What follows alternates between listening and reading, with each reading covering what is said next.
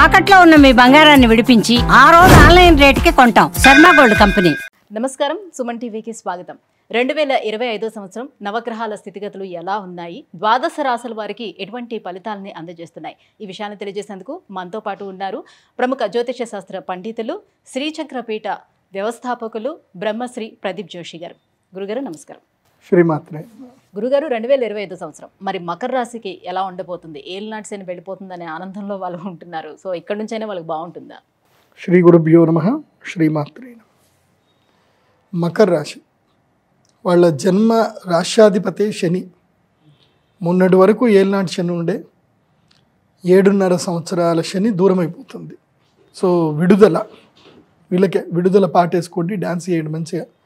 మీకు వసంత పంచమి కాగానే మీ జీవితం లోపలికి వెలుగు వచ్చేస్తుంది. శని మిమ్మల్ని వదిలేస్తాడు. కానీ ఇట్స్ టైమ్ టు రియలైజ్. ఇప్పటికైనా మీరు రియలైజ్ అవ్వండి. ఈ 7.5 సంవత్సరాలని ఒకసారి జీవితం మొత్తం నెమరేసుకోండి.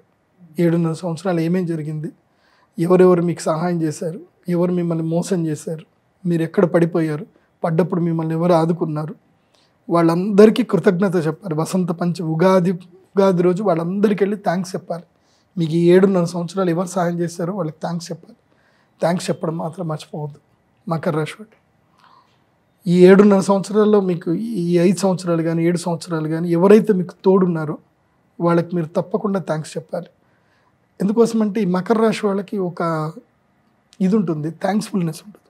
శ్రవణ నక్షత్రం వాళ్ళు ఉంటారు, వీళ్ళకి పెద్దగా థ్యాంక్స్ఫుల్నెస్ ఉండదు. వీళ్ళు ఎప్పుడు వేరే వేరే దీంట్లో ఉంటారనమాట, ఆ దాంట్లో దీంట్లో ఉంటారనమాట. ధనిష్ట కూడా అంతే. వీళ్ళకి చేసావు దాంట్లో ఏముంది అని అంటారు. థ్యాంక్స్ఫుల్నెస్ లేకపోతే జీవితంలో ఇబ్బంది పడాల్సి వస్తుంది. ఎందుకోసమంటే మీకు ఈ సంవత్సరం నుంచి మీరు అదే థ్యాంక్స్ఫుల్నెస్ కనుక చూపించకపోతే వాళ్ళు మీకు మళ్ళీ కష్టం వచ్చినప్పుడు ఆదుకోరు, గుర్తుపెట్టుకోండి. ఎందుకోసమంటే వసంత పంచమి అవుతూనే మీకు ఏలినాటి శని అయిపోయినా కానీ పెద్దగా సపోర్ట్ ఏం చేయడు. 4వ ఇంట్లో గురు, ఇప్పుడు 2వ ఇంట్లో గురువు దాటాడే అనుకోండి, 3వ ఇంట్లోకి వెళ్తాడు. 3వ ఇంట్లోకి వెళ్తే ఏముంటుంది, మా అంటే మీకు స్థిరాస్తులు యోగం కలిగిస్తాడు, తర్వాత ధైర్యము సాహసం కల్పిస్తాడు, మొండితనం కలిగిస్తాడు, ఇదంతా చేస్తాడు. కానీ గురువు వెళ్ళిపోతున్నాడు. గురువు ఎక్కడ మొన్నటిదాకా పంచంలో ఉండే ఇప్పుడు 6వ ఇంట్లోకి వచ్చేసాడు కదా.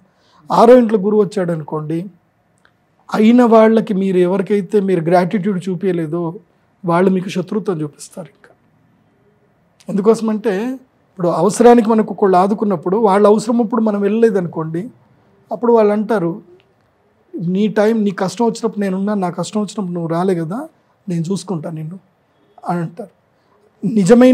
నిజమైన గట్టి శత్రువులు వాళ్ళే. యాక్చువల్లీ మన యొక్క మర్మం మొత్తం తెలిసిన వాడే మన నిజమైన శత్రువు, గుర్తుపెట్టుకోండి. మన యొక్క రహస్యాలన్నీ తెలిసిన వాడిని మనం ఎప్పుడు కాపాడుకోవాలి. అలా కాపాడుకోలేదనుకోండి వాడే శత్రువు అవుతాడు. కాబట్టి ఈ సంవత్సరము మకర రాశికి బలమైన శత్రువులు తయారవుతారు. సో శత్రువులు తయారవ్వకుండా జాగ్రత్త పడండి, అంతే.